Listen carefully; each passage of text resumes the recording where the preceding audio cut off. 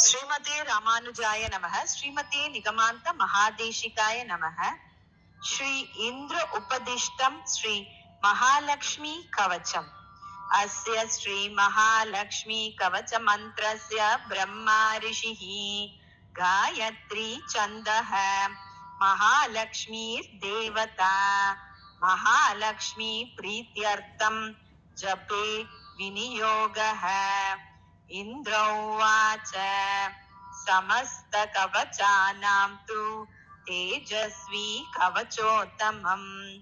आत्मरक्षणम् आरोग्यं सत्यं त्वं ब्रूहि गीष्पते।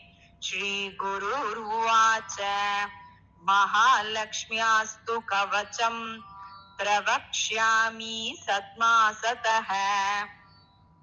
चतुर्दशसु लोकेषु रहस्यं ब्रह्मणोदितम्।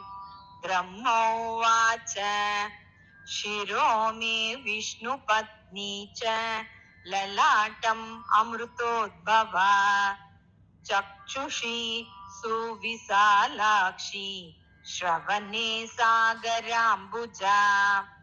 घ्राणं पातु वरारोहा जिह्वा मान्मायरूपिणी।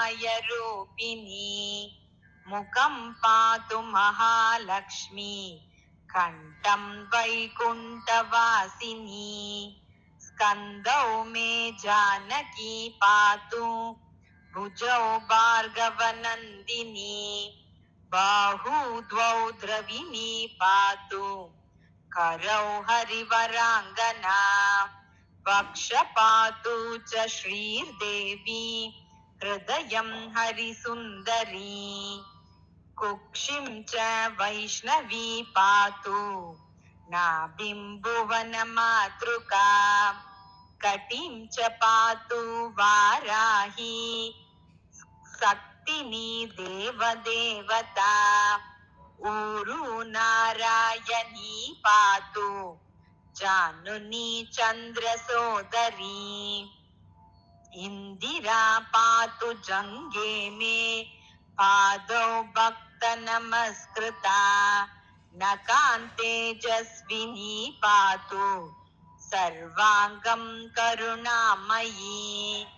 ब्रह्मणा लोकरक्षार्थं निर्मितं कवचं श्रियः। ये पठन्ति महात्मानस्ते च धन्या जगत्त्रये। कवचेन आवृताङ्गानां जनानां जयदा सदा। मातेव सर्वसुखदा भवत्वम् अमरेश्वरी।